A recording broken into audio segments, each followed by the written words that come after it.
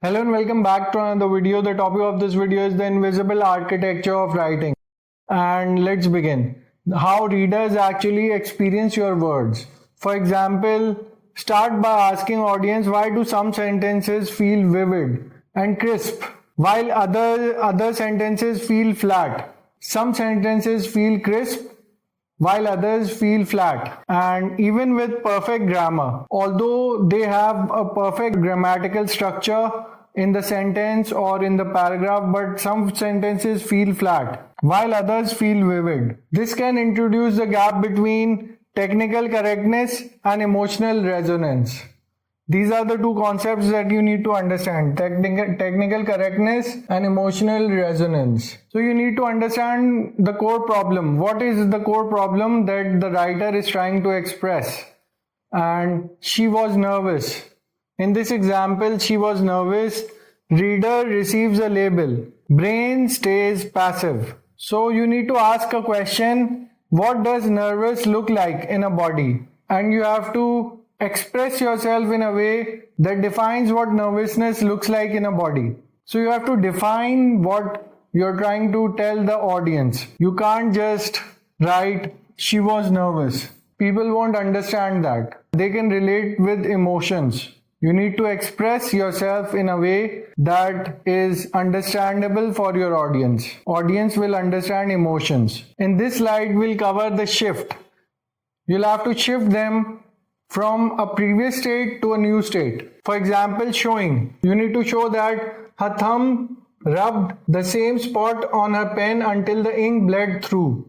Now the words that trigger mirror neurons are thumb, pen, and ink bled. These are like doing things and they trigger mirror neurons. You don't need to focus on style. You need to focus on cognitive science. This is not style. This is cognitive science. Reader's brain stimulates the action. Emotion emerges from evidence. So in this slide, what I'm trying to tell you is that you need to use words that have a proper emotional connotation. For example, thumb, pen, and ink bled. These are like interconnected, and they emphasize on the fact that her thumb rubbed the same spot on her pen until the ink bled through. So they're like supporting words for the same sentence, and they're like weaving a meaning for your audience. So some practical filters can be: before publishing, ask, did I name the emotion? Did I show the physical traces of it? If you simply name the emotion, then that's wrong. And if you tried showing the physical traces of it, then that's correct. You need to practice this concept by altering or rewriting bland sentences. So this is the only way, practice is the only way through which you can improve your writing. A bland sentence does not convey an emotion. A bland sentence is a simple representation of the facts. It's not conveying any emotions.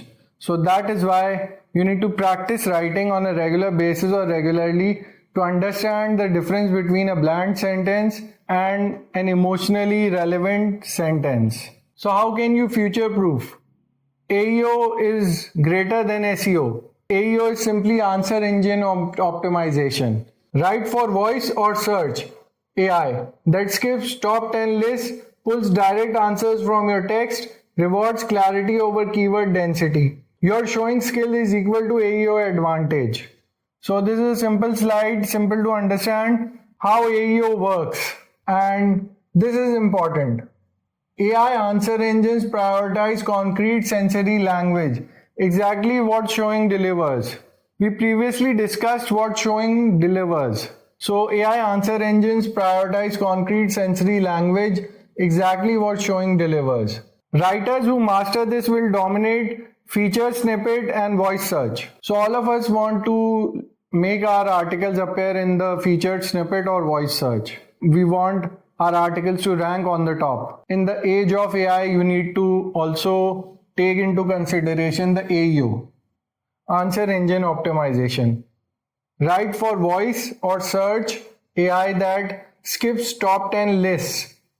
Top 10 lists won't work. It pulls direct answers from your text and rewards clarity over keyword density. These are the things that are important for AEO. Your showing skills is equals to AEO advantage. So I think this is easy to understand. You need to start learning about AEO and you need to start working on your AEO skills. You need to acquire this right skills that are important to rank your articles. As a content writer, you need to rank your articles and organize yourself in a way that is appropriate for the AI engines to understand, comprehend, and whenever a user is searching for something, then your result must pop up. For that, you need to understand the AEO. So that's about it.